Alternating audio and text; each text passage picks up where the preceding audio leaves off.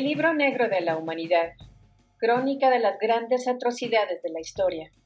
Matthew White. Aviso importante a los audiolectores. La crónica de los eventos históricos reales en este audiolibro y las imágenes para ilustrarla pueden resultar sensibles o perturbadoras. Algunos capítulos pueden contar con restricciones de edad para visualizarlos. Joseph Stalin. Número de muertos 20 millones, que incluyen los muertos por la hambruna y por unos pocos millones de atrocidades cometidas durante la Segunda Guerra Mundial. Clasificación 6. Tipo: dictador comunista. Grupos enfrentados: Stalin arriba de todo. Periodo: gobernó más o menos entre 1928 y 1953. Escenario y principal estado participante: Unión Soviética. ¿A quién se le suelen atribuir casi todas las culpas? A Stalin personalmente y al comunismo en general. La pregunta que todo el mundo se hace y que nadie sabe responder: ¿cómo es posible que terminara como uno de los buenos de la Segunda Guerra Mundial? Ascenso al poder. A primera vista, Joseph Stalin era una de las personas que menos posibilidades tenía de convertirse en líder de la Unión Soviética. Nacido en Georgia en 1879 con el nombre de Joseph Zugashvili, no aprendió a hablar ruso hasta que llegó a la escuela y fue enviado a estudiar a un seminario jesuita del que fue expulsado por razones que siguen siendo un misterio. Muchas son las conjeturas, pero ninguna de ellas ha podido ser demostrada, así que dejémoslo en que fue expulsado por ser Stalin. Después del seminario, Stalin hizo todo lo que se supone que debe hacer cualquier aspirante a rebelde: escribir e imprimir panfletos revolucionarios, organizar huelgas, robar bancos, ser detenido, evadirse de la cárcel y pasar 2 temporadas de exilio en Siberia. En 1913 adoptó el seudónimo Stalin, a partir del término ruso que significa acero, una significativa mejora de su apodo de niñez, Chopura, que significa picado, que le fue dado a causa de las marcas de viruela que tenía en la cara. Stalin todavía seguía en Siberia cuando estalló la Primera Guerra Mundial. En 1917, el nuevo gobierno republicano de Rusia concedió una amnistía a todos los prisioneros políticos del zar y Stalin regresó a la civilización. Stalin, que apenas tenía alguna importancia en el año de 1917, fue ascendiendo en el escalafón durante la Guerra Civil Rusa y su servilismo adulador le hizo merecedor del sarcástico apodo Boquilla de Lenin. El principal rival de Stalin, por el favor de Lenin, era el carismático intelectual y salvador de la guerra civil León Trotsky. En 1922, Lenin nombró a Stalin jefe del Partido Comunista porque nadie más quería ese cargo, que en aquella época tenía poca importancia y era aburrido. Pero estar en la cúpula del partido le proporcionó al detallista Stalin la oportunidad de eliminar a los afiliados partidarios de Trotsky y hacer avanzar a su propia gente. Después de que los comunistas tomaran el control de Rusia, la militancia del partido se incrementó y los intelectuales urbanos que habían formado la columna vertebral del movimiento de la época de la clandestinidad se vieron superados por la afluencia de nuevos afiliados que no estaban bien formados en las sutilezas de la teoría marxista. Estos nuevos miembros se identificaron mucho más con el campesino Stalin que con los atentos judíos como Trotsky. Poco tiempo después, un derrame cerebral dejaba muy debilitado a Lenin, y el gobierno quedó en manos de lacayos rivales que se peleaban sobre lo que Lenin realmente quería. En su calidad de boquilla de Lenin, Stalin controlaba buena parte del diálogo de Lenin con el mundo de allá afuera. No obstante, en 1924, antes de su muerte, Lenin ya había quedado muy desencantado y al parecer, en su último testamento renegaba de Stalin a favor de Trotsky. Stalin interceptó el documento y lo hizo desaparecer. Durante los años siguientes, la Unión Soviética estuvo gobernada por un comité más que por una dictadura. Stalin se unió a 2 radicales, Grigori Zinoviev y Lev Kamenev, formando un triunvirato de gobierno que le cerró el paso a Trotsky. Una vez Trotsky apartado por completo del poder en el año de 1925, Stalin se deshizo de sus socios y se alió con dos moderados, Nikolai Bukharin y Alexei Rykov. Mantuvo su troika activa solo el tiempo suficiente para despojar de poder a los demás. En realidad, no es necesario que el lector conozca a estas cuatro personas, pero he dado su nombre de todos modos para que el lector pueda reconocerlos más tarde cuando Stalin los haga asesinar a todos. En cualquier caso, y como resultado final de todas estas maniobras, Trotsky fue enviado al exilio en 1929 y Stalin se erigió en el supremo gobernante.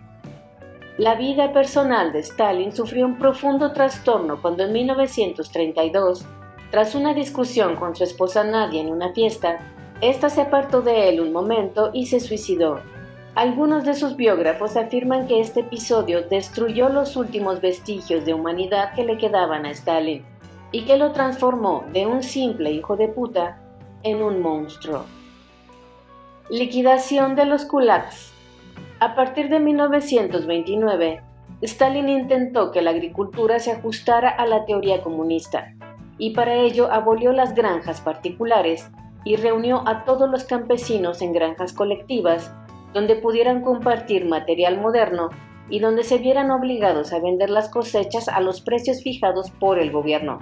Los campesinos que se resistieron fueron fusilados o más probablemente deportados a climas menos sanos, donde sin que nadie lo supiera, trabajaban en proyectos del gobierno. En lugar de entregar sus animales, los ganaderos prefirieron sacrificarlos y comérselos. Stalin tomó represalias contra cualquier desafío suspendiendo la entrega de provisiones a las comunidades desobedientes y racionó la comida de las familias según su grado de lealtad al Estado. Los campesinos prósperos, kulaks, se convirtieron en un chivo expiatorio universal de todo lo que no iba bien en la Unión Soviética.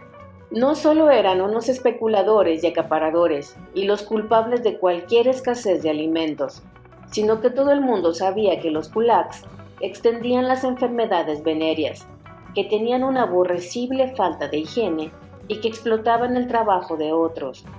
Familias enteras de kulaks fueron arrancadas de sus hogares y enviadas a un exilio mortal. Apaleados, despojados de todo y exhaustos por los largos viajes, los cadáveres de los kulaks se amontonaban en las estaciones de ferrocarril de las regiones rurales. La reestructuración de la agricultura soviética trastornó toda la infraestructura agraria, no solo las granjas, sino también el transporte y los molinos, en especial en el granero de Ucrania. El sistema fue sometido a tanta tensión que al final saltó. En 1932, una enorme hambruna se extendió por toda la Unión Soviética y entre 3 y 10 millones de personas murieron en menos de 2 años.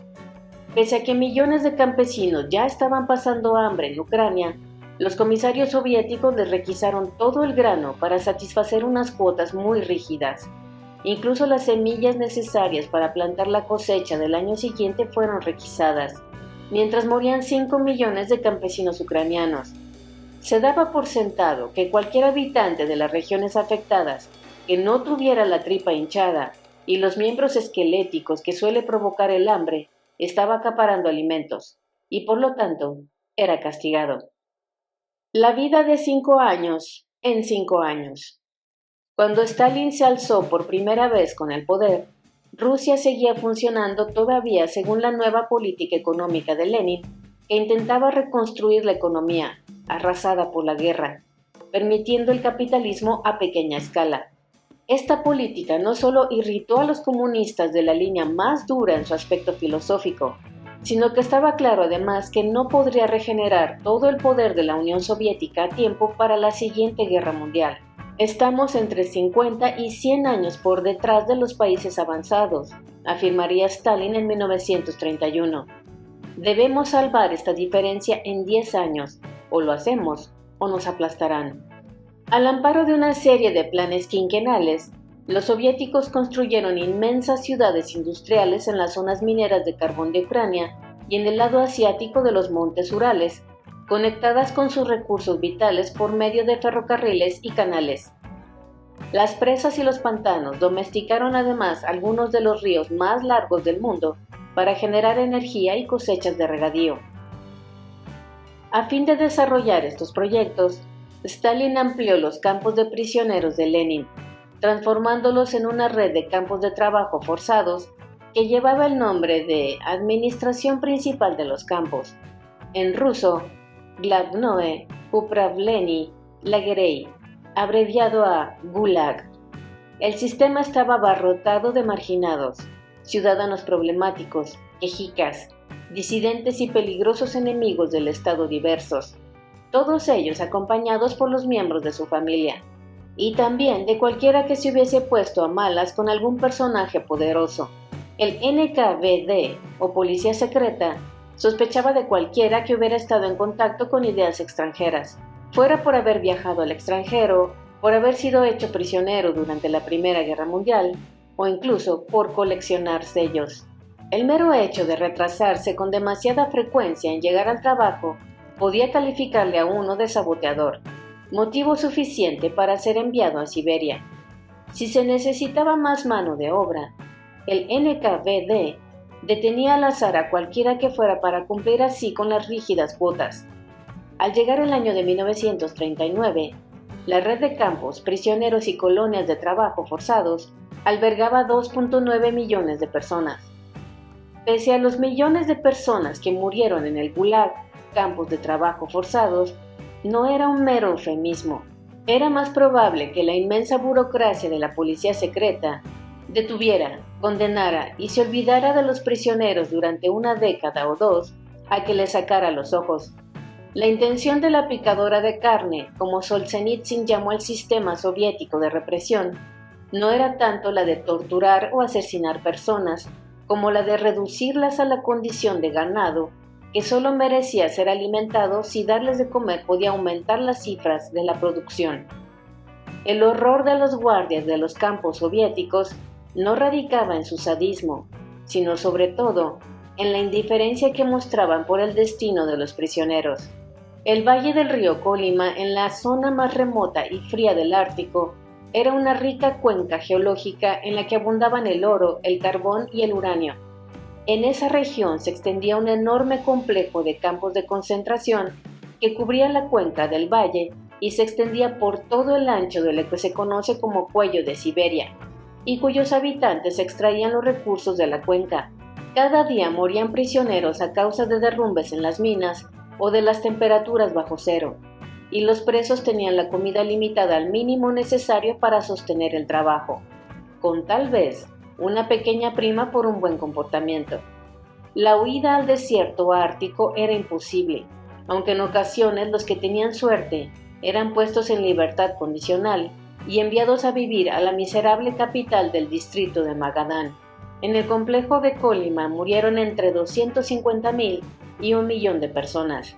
A casi 4.000 kilómetros de distancia, pero todavía por encima del círculo polar ártico, donde no crecen los árboles, se hallaban las minas de carbón del campo de trabajo de Vorkuta, en el que quizá murieron unos 100.000 prisioneros.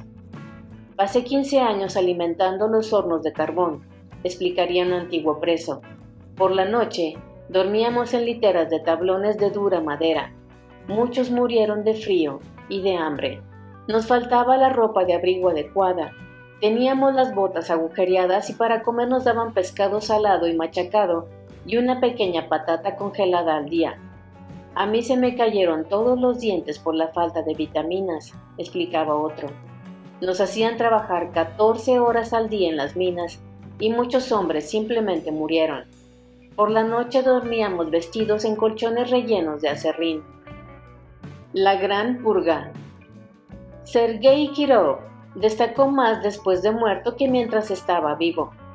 El prometedor jefe del partido de Leningrado parecía ser el sucesor probable de Stalin, hasta que fue asesinado a tiros en su despacho en diciembre de 1934. El asesino, el habitual solitario desequilibrado, fue detenido en las cercanías en estado de confusión mental y la policía se lo llevó a toda prisa. Stalin supuso de inmediato que el asesino formaba parte de una conspiración de mayor envergadura y ordenó neutralizar a cualquier persona sospechosa de ser un enemigo del pueblo. La culpa de todos los problemas de la década anterior, escasez, hambruna, accidentes e incluso de los desastres naturales, fue ahora atribuida a los saboteadores contrarrevolucionarios que socavaban los cimientos de la sociedad soviética, y se dio por sentado que Trotsky se encontraba en el centro de esta conspiración, un complot cuyo objetivo deliberado consistía en crear el caos que le abriría la puerta a su regreso. La desenfrenada paranoia de Stalin se convirtió en el principio director de su gobierno.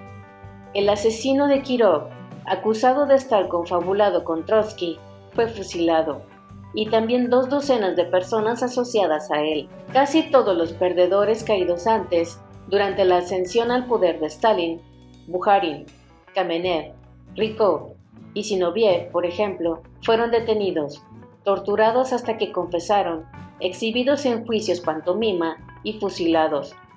Un asesino fue enviado a darle caza a Trotsky en su exilio mexicano. El asesino se ganó su confianza y después le rompió la cabeza con un piolet. Stalin volvió entonces su atención hacia el ejército, expulsó a 43,000 oficiales y ejecutó a 3 de sus 5 mariscales, a 15 de los 16 comandantes del ejército, a 60 de los 67 comandantes de cuerpo y a 136 de sus 199 comandantes de división. En total, una tercera parte de todos los oficiales fueron detenidos y fusilados, más de la mitad de la cifra de oficiales que morirían en la futura guerra mundial que asomaba por el horizonte. La purga también se llevó por delante al director de la NKVD, Henryk Yagoda, un antiguo farmacéutico cuya especialidad era la de envenenar con gran discreción a dirigentes soviéticos muy destacados que Stalin necesitaba hacer desaparecer sin demasiado ruido. En 1936, Stalin destituyó a Yagoda porque éste no consiguió encontrar las pruebas necesarias para condenar a Nikolai Bukharin. ¿Cuán incompetente se ha de ser para no conseguir que un tribunal condene a un imputado en un juicio de un estado totalitario? No importa, Yagoda y todos sus colaboradores fueron detenidos y fusilados al mismo tiempo que Bukharin era sometido a un segundo juicio. Nikolai Yezhov sustituyó a Yagoda, y su nombre se convertiría en sinónimo de Gran Purga, o tal como se le denominó a veces en la URSS, de Yezhovshchina, burócrata minúsculo, genial e incansable. Yezhov fue probablemente el responsable de 7 millones de detenciones, 1 millón de ejecuciones y 2 millones de muertos en los campos de prisioneros en apenas un par de años. Perdió el favor de Stalin, y en 1938 fue sustituido por Lavrenti Beria, quien ejecutó a Yezhov en 1940. Beria sobrevivió a Stalin como un sucesor más probable, pero fue detenido y ejecutado poco tiempo después de la muerte del dictador. La Gran Purga se extendió a todos los segmentos de la sociedad. En los bosques cercanos a las grandes ciudades, la NKVD instaló gigantescos cementerios clandestinos que empezarían a descubrir sus secretos 50 años más tarde. En el bosque de Vikivnia, cerca de Kiev, se han descubierto casi 200,000 cadáveres en diversas fosas comunes. En las afueras de Leningrado, San Petersburgo, 30,000 víctimas fueron enterradas en Rshevsky y 25,000 más en Levashevo. En Butovo, cerca de Moscú, los investigadores han descubierto los restos de 25,000 víctimas. También bajo el zoológico de Moscú se han descubierto esqueletos. En Kurapati, cerca de Minsk, se han encontrado decenas de fosas comunes que contenían 100,000 cadáveres. Los viejos del lugar afirman que entre 1937 y 1941, cada día y cada noche se oían disparos procedentes de los bosques. Los enemigos del pueblo eran puestos en fila a lo largo de zanjas recién cavadas, amordazados y asesinados con un disparo de pistola en la nuca. La Gran Purga no fue solo una cuestión ideológica o de luchas de poder. Beria utilizó su posición como director de la NKVD para raptar a jóvenes mujeres que le habían parecido atractivas, muy a menudo menores de edad, a las que llevaba a su casa y las violaba. La Gran Guerra Patriótica. Al llegar el año de 1938, Se había hecho evidente que Alemania se estaba armando y se preparaba una guerra de conquista. La Primera Guerra Mundial había demostrado que se necesitaban al menos 3 grandes potencias para mantener a raya a Alemania, pero Francia y Reino Unido no lograban reunir el valor para ponerse a negociar con la Rusia comunista, y Estados Unidos no mostraba ningún interés. Así que Hitler hizo lo que le vino en gana, mientras franceses y británicos clamaban y protestaban impotentes. Stalin se tomó el desaire de Occidente como una afrenta personal. Cuando Francia, Reino Unido, Alemania e Italia firmaron el Acuerdo de Múnich, en el que dividían Checoslovaquia sin ni siquiera preguntarle, lo interpretó como el indicador de que Occidente le traicionaría en un abrir y cerrar de ojos. Tenía que adelantarse a ellos. Al año siguiente, la Unión Soviética y Alemania firmaban un pacto secreto en el que se dividía en Europa Oriental. Un par de semanas después de que Hitler invadiera Polonia, los soldados de Stalin se pusieron en marcha y se apoderaron de la mitad del país. Era su pago por aquel acuerdo.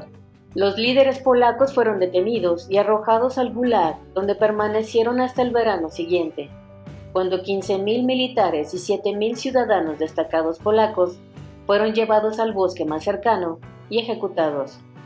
En 1940, Stalin invadió las 3 repúblicas bálticas, Estonia, Letonia y Lituania, y acto seguido los soviéticos detuvieron a cualquiera que les diera problemas.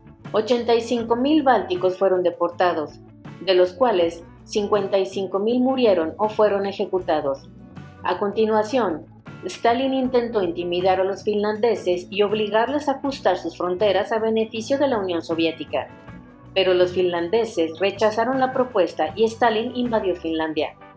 Esta guerra demostró lo mucho que se había deteriorado el ejército soviético después de la purga de oficiales llevada a cabo por Stalin. Los finlandeses se enfrentaron a todo el poder soviético, resistieron e incluso lanzaron una victoriosa contraofensiva. Al final, sin embargo, el puro tamaño se impuso y los soviéticos machacaron la frontera finlandesa hasta hacerla retroceder unas decenas de kilómetros. Esta guerra, de principio a fin, se cobró la vida de al menos 127.000 soviéticos frente a solo 23.000 bajas finlandesas. Finlandia conservó su independencia, pero alimentó un rencor tal que le llevaría a ser la única democracia en el mundo en unirse a Hitler en la Guerra Mundial subsiguiente. El inicio de la ofensiva alemana contra la Unión Soviética el 21 de junio de 1941 pilló a los soviéticos completamente desprevenidos.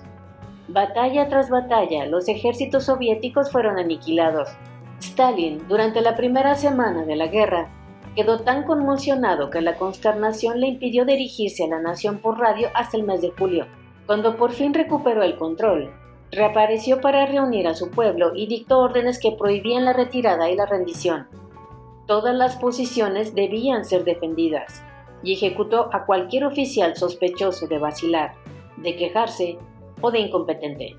En apenas unos pocos meses de guerra, los soviéticos perdieron millones de soldados, muertos, heridos o hechos prisioneros.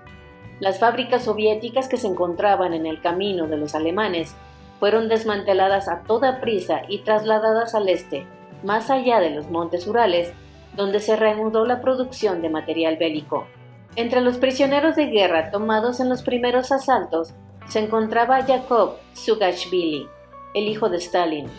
Hitler le ofreció intercambiarlo por un general alemán, propuesta que fue rechazada por Stalin, y Yakov murió mientras estaba prisionero de los alemanes al electrocutarse con una valla electrificada en el curso de un intento de fuga fallido o de un conseguido suicidio. Al final, el espacio, los recursos y los soldados de la Unión Soviética, todos ellos inagotables, cambiaron el curso de la guerra a su favor y los rusos aplastaron a los alemanes, aunque a un tremendo costo. Los hombres y las mujeres fueron lanzados contra las posiciones alemanas sin apenas formación, con pocas armas y menor planificación.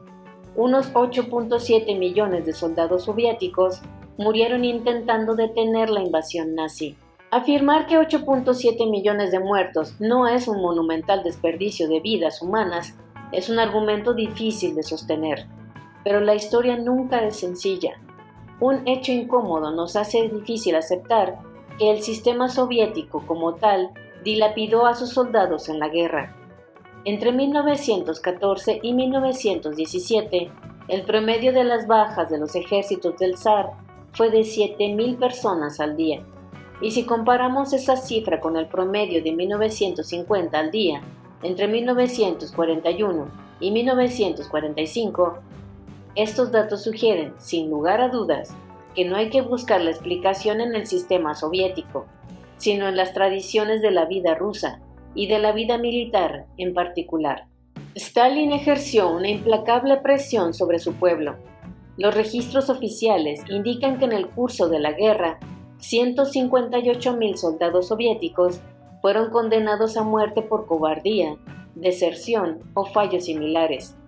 Otros 442.000 infractores fueron obligados a servir en batallones penales, a los que se les asignaban misiones suicidas y peligrosas, tales como marchar los primeros sobre los campos de minas por delante de los mucho más valiosos tanques.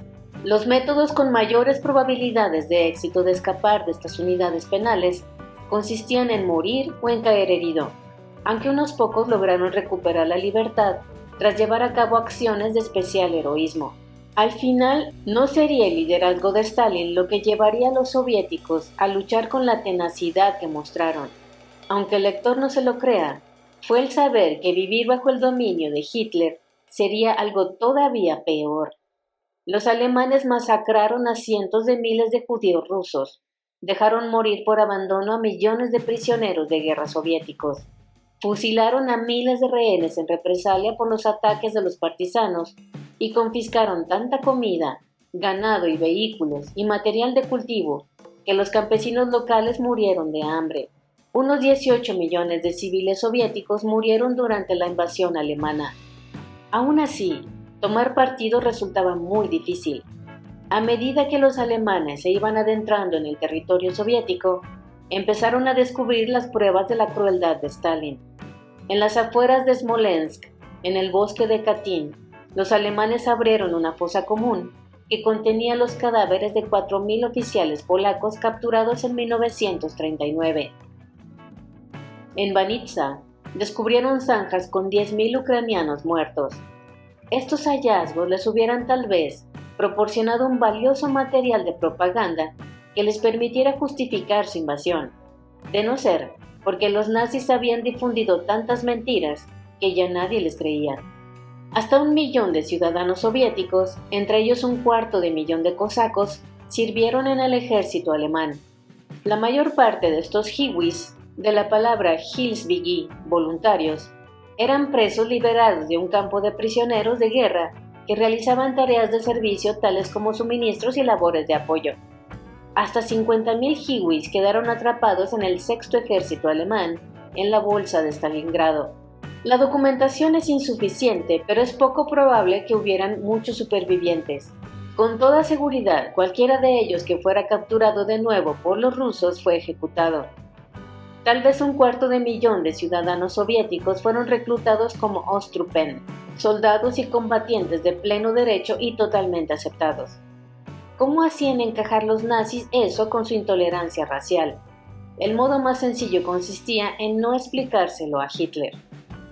Los soldados enemigos capturados por el Ejército Rojo eran arrojados al sistema Gulag como trabajadores forzados. La mayor parte de ellos no fueron liberados ni repatriados hasta después de la muerte de Stalin en 1953. De los aproximadamente 4.1 millones de prisioneros capturados por los soviéticos, unos 580.000 murieron en cautividad. En cuanto los soviéticos empezaron a recuperar su territorio perdido, Stalin volvió su atención hacia la gente que había colaborado con los conquistadores. En realidad, el colaboracionismo no era necesario para ganarse la desconfianza de Stalin, sino que el mero hecho de haber sobrevivido a la ocupación nazi ya hacía a cualquiera sospechoso de traición. ¿A qué tipo de acuerdos habían llegado con los fascistas? ¿Por qué tipo de ideas podrían haber sido contaminados? Evidentemente, ni siquiera Stalin podía matar a todas y cada una de las personas contaminadas por el contacto con el enemigo, pero sí podía castigar algunas de las pequeñas nacionalidades y que eso sirviera de ejemplo al resto. En 1943, los chechenos y otros pueblos del Cáucaso fueron deportados en masa a Siberia, de donde no se les permitió regresar hasta el año de 1957, después de las críticas recibidas por Stalin a título póstumo. Unos 231.000 de estos exiliados murieron a causa de las privaciones sufridas en los campos. Stalin castigó a cualquiera de sus ciudadanos que hubiera caído en manos de los alemanes. En virtud del acuerdo de guerra al que había llegado con los aliados, todos los súbditos soviéticos descubiertos bajo custodia de los alemanes, exiliados, refugiados, prisioneros de guerra y trabajadores forzados, fueron repatriados, tanto como si querían como si no. Los aliados occidentales obligaron a punta de pistola a decenas de miles a regresar a una muerte casi segura, en especial en el caso de aquellos sospechosos de haber colaborado con los alemanes. Aunque fueran muchos los trabajadores y exiliados inocentes que quedaron atrapados en la misma red y que fueron enviados de regreso. Alrededor de 1.5 millones de prisioneros soviéticos de guerra liberados, todo lo que quedaba de los más de 5 millones capturados por los alemanes, no fueron bien recibidos en su patria, sino que fueron enviados al Gulag, a recibir el castigo por su fracaso y a que se les limpiara la mente de sus peligrosas ideas. A estos prisioneros liberados se les unieron 2.5 millones de civiles soviéticos que los nazis se habían llevado y esclavizado. Muchos de ellos no serían liberados hasta pasado mucho tiempo de la desaparición de Stalin. Telón de acero. Una vez terminada la Segunda Guerra Mundial, Stalin estaba decidido a controlar todos los estados tapón entre Rusia y Alemania a fin de impedir un nuevo ataque desde Occidente. Después de la guerra, los soviéticos ocupaban Europa del Este y las regiones del norte de China, Corea e Irán, países en los que se pusieron manos a la obra para instaurar sus propios gobiernos marioneta. Stalin eliminó a los moderados de los partidos comunistas locales, no toleró medias tintas y puso al frente de cada país a sus protegidos, los políticos locales más brutales que pudo encontrar, y gobernantes solo de nombre en los países conquistados. Las potencias vencedoras se dividieron Alemania y Austria, y mientras vivió Stalin, las guarniciones soviéticas permanecieron en los cuadrantes orientales de estos países. Los soviéticos recogieron nuevos prisioneros políticos por toda su zona de ocupación en Alemania Oriental, tanto antiguos nazis como posibles anti-estalinistas, 65.000 de los cuales morirían a manos de los soviéticos en los 5 años siguientes. El antiguo campo de concentración nazi de Buchenwald siguió abierto una temporada más, ahora reconvertido en campo de concentración soviético, donde murieron entre 8.000 y 13.000 nuevos prisioneros políticos. La solución de Stalin a las fronteras en disputa bajo dominio soviético fue de una sencillez brutal: trazar las fronteras y mover a la gente para que se encajara en ellas. Los italianos fueron expulsados de Yugoslavia, los polacos fueron expulsados de la Unión Soviética, los turcos lo fueron de Bulgaria, y los magiares que vivían en Rumania fueron deportados a Hungría. Que los soviéticos controlaran los países ocupados no fue siempre una conclusión inevitable. Checoslovaquia tenía profundas raíces democráticas que trataron de reemerger en tiempos de paz. En las elecciones de 1946, los comunistas obtuvieron una minoría de votos, pero por cortesía del ejército de ocupación soviético, lograron el control de la policía.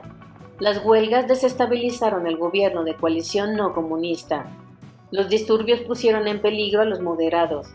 Muchos políticos checos huyeron y la mayoría de los que no lo hicieron fueron obligados a dimitir. En 1948, uno de los últimos en resistir, el ministro de Asuntos Exteriores, Jan Masaryk, encontró la muerte al caer misteriosamente desde una ventana en un piso alto. Forcejeos similares acompañaron la toma de poder de los soviéticos en Polonia, Rumania, Bulgaria y Hungría, pero los juegos de poder comunista fracasaron en Grecia, Italia y Finlandia, sobre todo porque estos países se encontraban fuera de la zona de ocupación soviética y los comunistas locales no tenían a mano al ejército rojo para inclinar la balanza.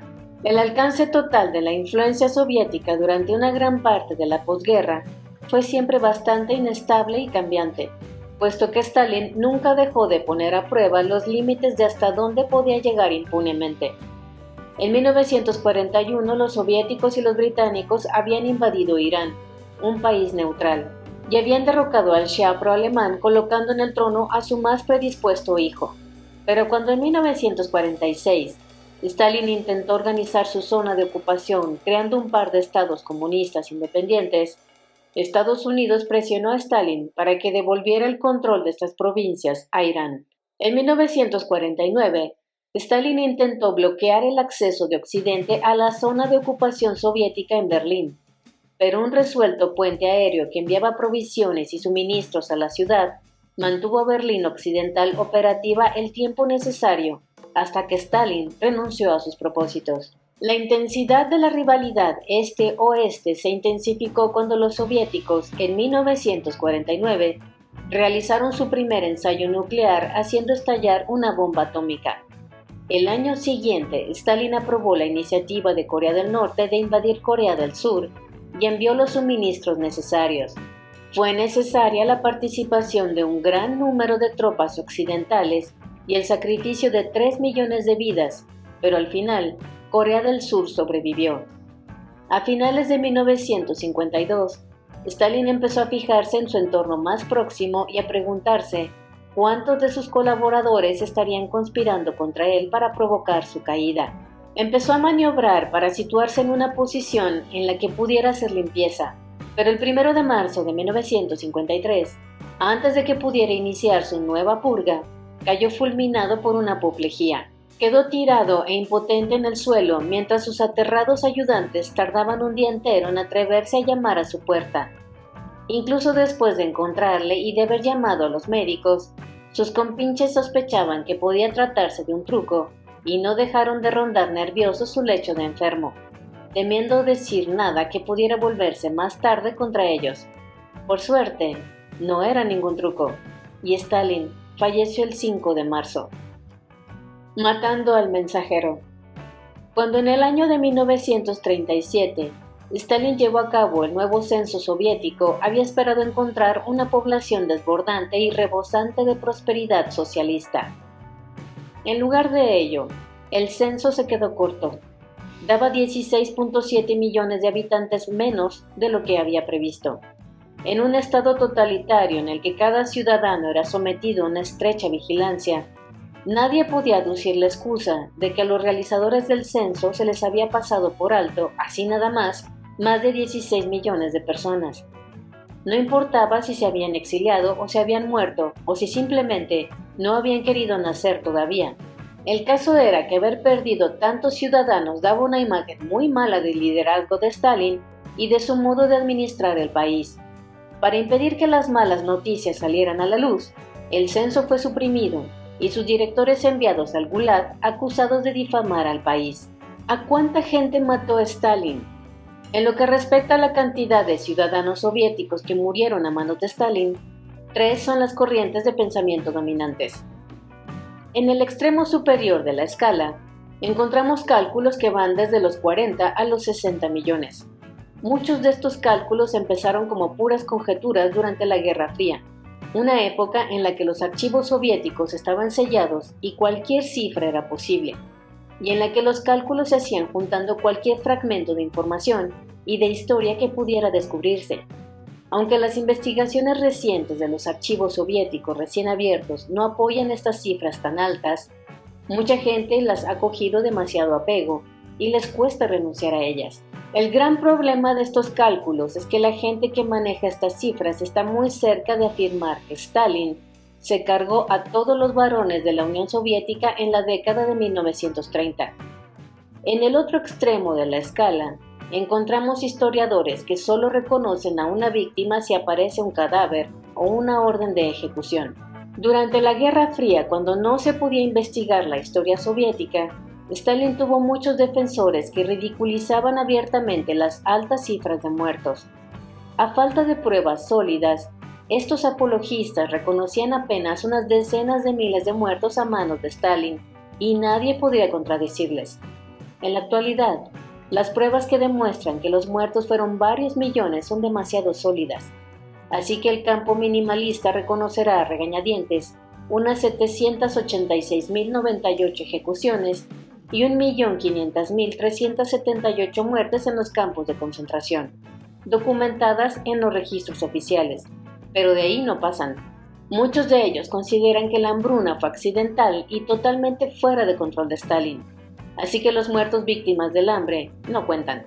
En un principio, el cálculo propuesto en el año de 1968 por el historiador Robert Conquest, que cifra los muertos entre 20 y 30 millones, fue objeto de burla y considerado otra pura conjetura, aunque ahora se ha convertido en la cifra de consenso, la tercera corriente de pensamiento.